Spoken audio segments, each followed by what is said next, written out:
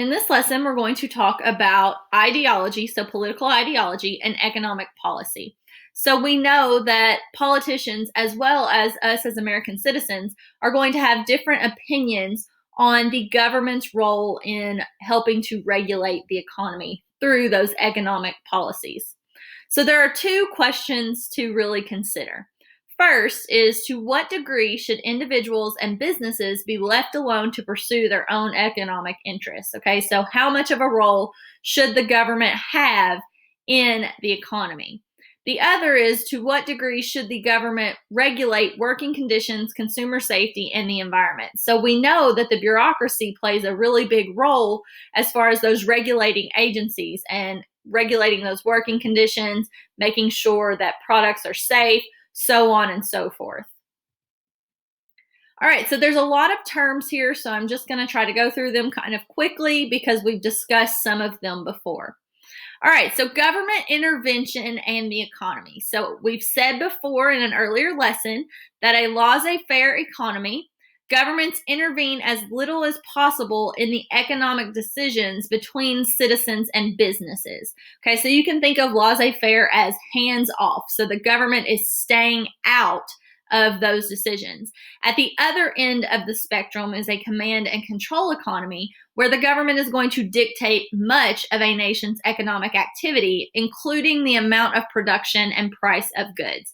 So this chart here is going to show you the difference between these two types of economy. So what to produce, how to produce it, and for whom to produce. Okay, so in a laissez-faire economy, the government is going to stay out. It's going to be, those decisions are going to be made by citizens. Whereas in a command economy, the government is going to determine all of it. We in the United States have a mixed economy in which many economic decisions are going to be left to individuals and businesses, with federal and state governments regulating economic activity. So you can see some of the characteristics of a mixed economy here. Okay, so monitoring the health of the economy. So the federal government is going to collect and distribute data about the health of the economy and uses that information to guide economic policy. So it's obviously going to be very important to politicians to have a healthy economy, and we'll talk a little bit more about that in a couple of slides. First, you're going to have gross domestic product, and this is going to measure the total value of goods and services produced by American economic activity. So sometimes you'll see this as GDP. So a decline or stagnation of the nation's GDP indicates that the country's economy could be slipping into an economic recession, which is typically defined by 2 consecutive quarters of negative GDP growth. So this is not going to be good for American workers or elected representatives. So you want that gross domestic product to be healthy, okay? So that total value of goods and services produced by the American economy. So monitoring the health of the economy continue. Economists are also going to focus on the unemployment rate, which is measured by the percentage of people who are actively looking for work or who are unable to find jobs. Okay, so it's going to be really important to politicians to keep the unemployment rates low. So when unemployment rate is low, citizens are going to have more money to spend, which stimulates businesses and creates more jobs. And it's also going to reduce the cost of government unemployment and social welfare programs. Another indicator of economic health is the rate of inflation, or the rise in prices of goods and services. So politicians are going to want to control inflation, so keep the prices from rising too high.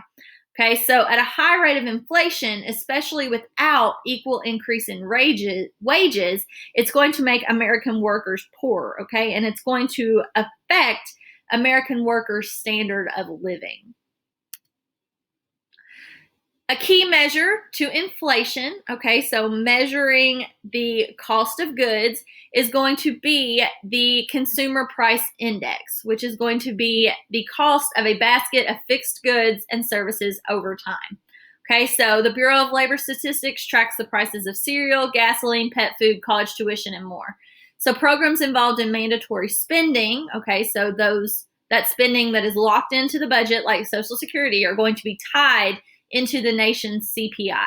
Okay, so you don't want the cost of any of these things that are involved in the consumer price index. You don't want the cost to rise too high without an increase in wages as well. That results in inflation, okay? And too much inflation is going to be poor for the economy.